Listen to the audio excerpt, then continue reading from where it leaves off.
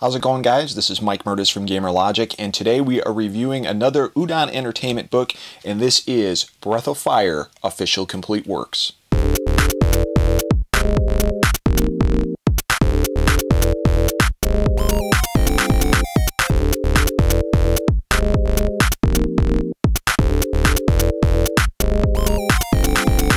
So I have a lot of history with the Breath of Fire series, but I am mostly a fan of the first and second games on the original Super NES and what was eventually ported over to the Game Boy Advance. There's a small place in my heart for 3. 4 I've never really played too much of, and 5 I've never touched at all, even though I own 4 and 5.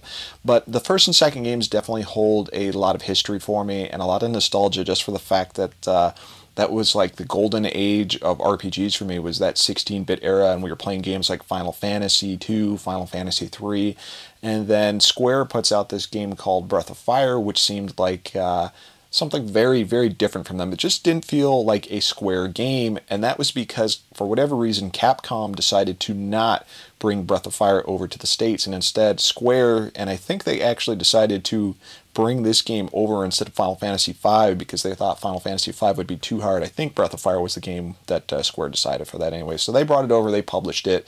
It sold really well, and Capcom went, oh crap, maybe we should have brought that over. So Capcom actually released the second game in the series like they should have in the first place. But the game holds a lot of history for me. I remember the music, I remember the storylines, and I actually remember the art pretty well, or at least I thought I did. Then when I received this book today from UDON, I was just blown away by going through some of the artwork, all the memories and nostalgia that hit me. So why don't we get right into the book and start taking a look at this thing. So right off the bat, you got the front cover of this, and you got the many different versions of Ryu from the various Breath of Fire games. And you know what's funny? I had the opportunity to actually pick up this book many years ago at an Anime Expo, the original Japanese release of this book, or something very close to it anyway. And for whatever reason, I decided to pass it up, and I regretted doing it. And then when I saw that UDON was actually releasing this into English, I knew I had to pick it up immediately.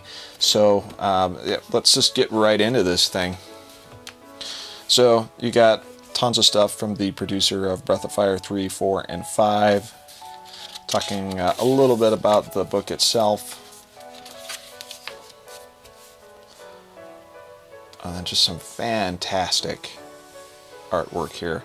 This is actually from the Breath of Fire PSP release. Let's skip ahead a little bit.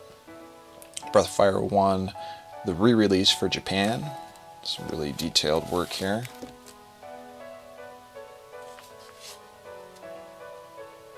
Nina, and of course the hero of the game, Gobi. Now we get into the PlayStation 2 era. There is Breath of Fire 5 as well as Breath of Fire 4. The covers for that, I think the cover actually stayed pretty similar for that. It may have for 5 too. Breath of Fire 3 for the PlayStation. And then we get into the Super Nintendo era. And like I said, this was like my favorite of the Breath of Fire series, is 1 and 2. So there's Breath of Fire 2. Always been a big fan of the Breath of Fire artwork for 1 and 2. Nina just looks freaking awesome in Breath of Fire 2. That's like my favorite version of her. And then, of course, there is the first one. They give you a series guide, of course, of when the games were released. So 2005, it looks like, was the last Breath of Fire game released, going down to 1993. You get Ryu's story throughout, all the different tribes. Let's skip ahead a little bit here.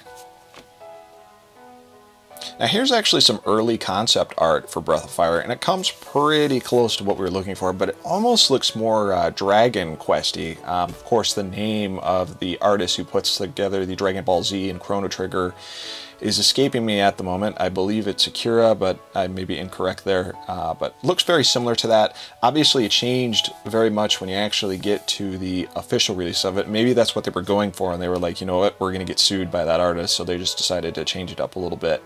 But there's the official artwork. We're pretty close to the group illustrations. There is a concept of the actual battle screen, which actually came to be.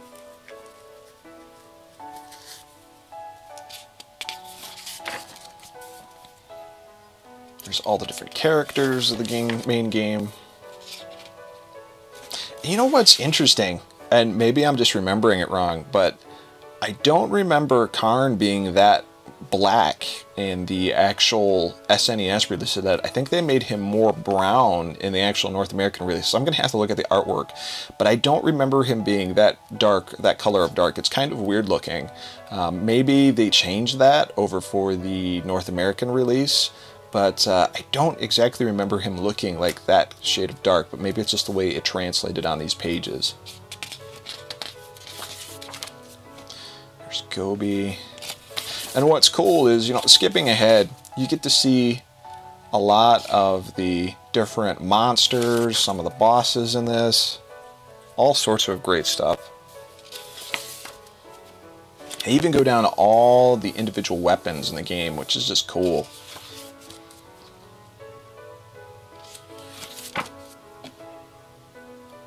Then we get into Breath of Fire 2. Some of the changes they made from Breath of Fire when it hit the Game Boy version to the SNES version, which is pretty neat.